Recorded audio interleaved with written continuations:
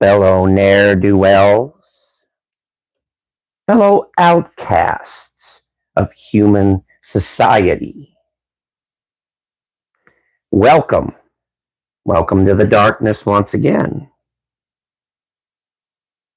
You know,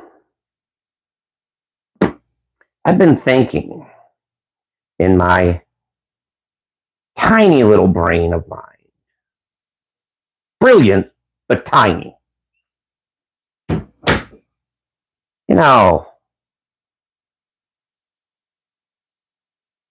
I know what it's like to feel lonely. I know what it's like to feel lost. I know what it's like to feel pain. I know what it's like to feel when the world is crushing down on you like an anvil, like a, should I say bluntly, like a abnormally large woman or man sitting on your face and you are gasping for air. I get it. I understand that. But you know what the interesting part about all this is. You know what the joke about all this is, the funny side about all this. The funny side is simple. You can do your best to change that. Why not use your pain and your suffering? Use it to your advantage, not theirs. Don't let them win. Don't let them get the best of you. Don't let them physically and mentally tear you apart like a bunch of piranhas. Don't do it. Don't do it. Because you know, you have a lot more potential than you realize. You could use that pain and that suffering, use it as fuel. Use it as, should I say, energy to change and morph into something that the world never expected. Imagine going from worse to better and from better to the best. All in one shot by using things that you never even knew you had.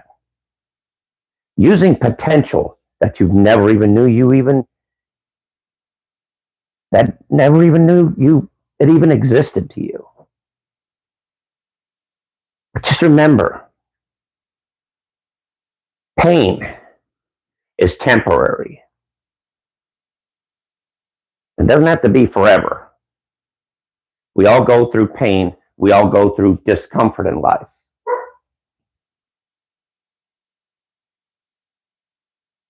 Just think about this. Why not use that pain and that hurt? Focus on it. Use it as fuel to bring out the best version of you that you could possibly get. Use the weapons that are pointed at you, the very weapons that are pointed at you to destroy you. Why not use them to rebuild? Why not use them to make yourself, remake yourself into a version of yourself that nobody on this earth even expected you to be? Like I said before, we all go through pain. We all go through loss. We all go through the worst things that life can ever throw at us. But you have to decide. Are you going to take it lying down like a dead dog? Or are you going to get up and actually do something about it? Are you actually going to say, you know what? I'm not going to let the setback get to me. I'm not going to let the situation run my life. No. I'm going to move on. No, and I'm going to use the pain and the hurt as my fuel for making myself the best of the best of the best of the best, as I was meant to be.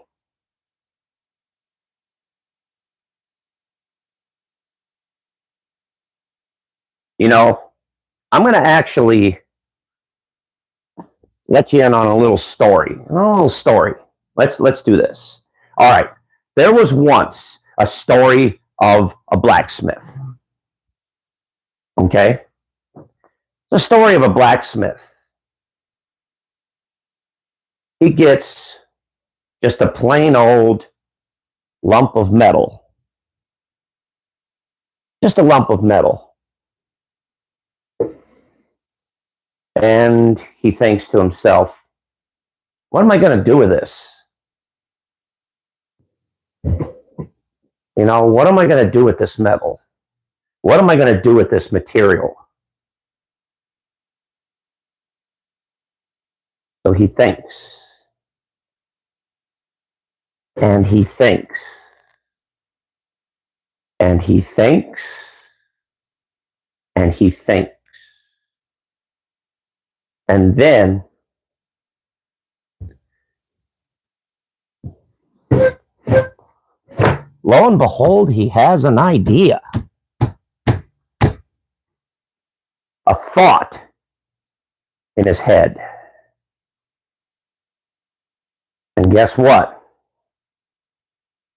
He takes the steps to make that thought an actual reality. You know what he does? He takes that lump of metal or that lump of material that he had just sitting there, not doing anything, you know, but he takes that lump of material. He takes that beautiful, beautiful potential and he hammers away at it, hammers away at it, hammers away, hammers away, hammers away. And little do we know that each time, with each stroke of that hammer, it starts to form something. It starts to make something. It starts to turn into something.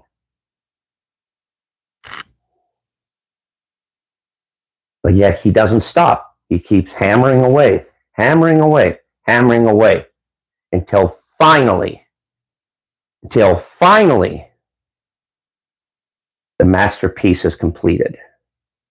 And when that final hissing noise comes down and when all the smoke is cleared, then you can see the true potential of what is created. You see, through all of our trials and turbulations in life, that's just the blacksmith working on us, pounding us, getting all the impurities, all the disgusting crap that we've collected. He takes us like a lump of metal and forms us and molds us into what we are currently today. But guess what? The reason why we go through these trials and tribulations in life is because that's the blacksmith working. He's putting us in the shop. He's heating up that metal. He's pounding on it, getting rid of all the impurities, all the disgusting crap that we collect over the years. So that when that final hiss that you hear when the metal hits the water, when that final hissing noise is sounded, and when all the smoke is cleared, you can see the true, beautiful form which stands before you and is literally put out for display. Because those, my friend, those type of things are a rarity. Come on, Aurora. Those are a rarity. You know, they are. They are rare, rare, rare. They are. Now, why am I not getting any people in here today? I wonder why. Not that it really matters. But what I was trying to say is that don't get mad or upset because your life is changing, because things aren't going your way. Because you know what that is? That's just the blacksmith working on you to make you into the beautiful, wonderful person that you are today, if not better. So if you think people aren't with you and you think that they're against you and all that, well, I think you're full of just stuff that's been installed inside your head. That's all. So anyway, I'm going to get going. So just like I said, don't worry about the trials and tribulations, kid, because that is just them preparing you for a better part of creation. And that's it.